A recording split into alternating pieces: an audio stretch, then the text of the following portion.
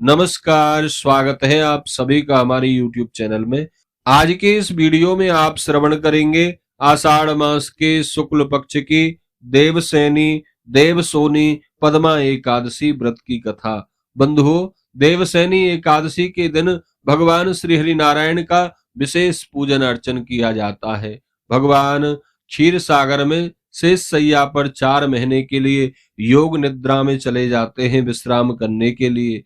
सृष्टि की बागडोर भगवान महादेव के हाथ में रहती है 4 महीना, और इन 4 महीनों में चातुर्मास व्रत करने का विधान है।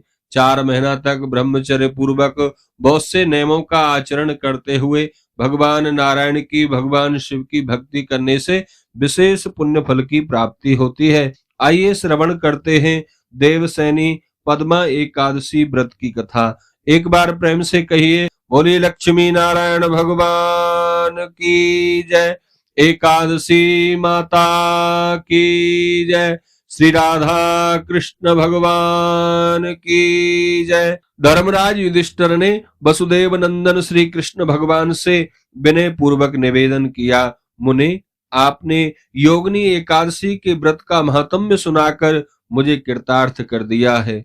अब कृपा करके यह भी बताइए कि आषाढ़ मास के शुक्ल पक्ष की एकादशी का क्या नाम है। उस दिन किस देवता की पूजा करने का विधान है और उसकी विधि क्या है। भगवान कृष्ण ने उत्तर दिया, पांडुनंदन, एक बार नारद जी ने ब्रह्मा जी से भी यही पूछा था जो आपने मुझसे पूछा है। उस प्रश्न को सुनकर ब्रह्मा जी ने नारद की बड़ी प्रशंसा की थी कि तुमने इतना सुंदर प्रश्न पूछा है। ब्रह्मा जी ने कहा था, इस एकादशी का व्रत सब व्रतों में श्रेष्ठ है। इस व्रत के करने से सभी पाप नष्ट हो जाते हैं। आषाढ़ मास के शुक्ल पक्ष की इस एकादशी का नाम पद्मा है। इस दिन भगवान विष्णु की पूजा होती है, इससे वे बहुत प्रसन्न होते हैं। इस संबंध में एक पौराणिक कथा है जो मैं तुम्हें सुना रहा हूं, तुम ध्यान पूर्वक सुनो। सूर्यवंश में एक महान प्रतापी राजा था। उसका नाम मानधाता था। वह बड़ा ही सत्यवादी चक्रवर्ती राजा था। अपनी प्रजा का पालन पुत्र की भांति करता था। उसकी प्रजा धन धान्य से परिपूर्ण सुखी थी। उसके राज्य में कभी अकाल नहीं पड़ता था, पर विधि का विधान एक बार उसके राज्य में अकाल पड़ गया। अन्न की कमी के कारण प्रजा दुखी रहने लगी।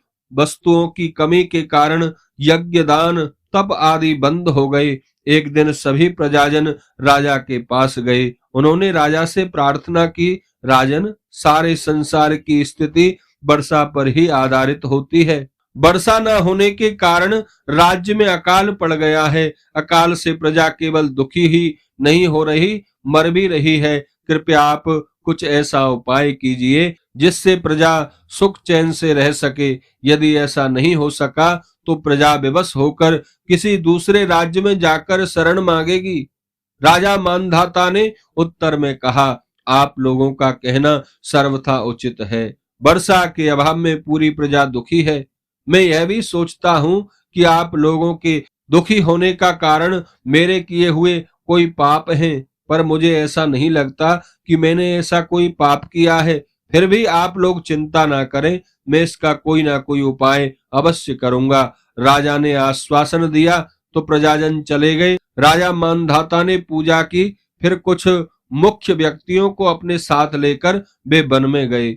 बहुत से ऋषि आश्रमों में घूमते घूमते अंत में अंगिरा ऋषि के आश्रम पर जा पहुंचे, जो ब्रह्मा जी के पुत्र थे। ऋषि अपने नित्य कर्म से निपटे ही थे, तभी राजा ने जाकर उन्हें प्रणाम किया। अंगिरा ऋषि ने राजा को आशीर्वाद देकर पूछा, राजन, आपका यहाँ आने का उद्देश्य क्या है, कृपया करके बताइए। मानधाता बोले, महर्षि, 3 वर्ष बीत गए, मेरे राज्य में वर्षा नहीं हुई, इससे राज्य अकाल की चपेट में आ गया है। प्रजा अत्यंत दुख पा रही है। शास्त्रों का कहना है कि राजा के पापों के प्रभाव से ही प्रजा दुखी होती है, पर मैं धर्म के अनुसार ही राज्य करता हूँ। फिर यह अकाल कैसे पड़ गया, यह गुत्थी मेरी समझ में नहीं आ रही। इसी समस्या का समाधान पाने के लिए ही मैं यहाँ आपके पास आया हूँ। कृपया कोई समाधान बताकर कृतार्थ कीजिए जिससे मेरी प्रजा पीड़ा मुक्त हो सके।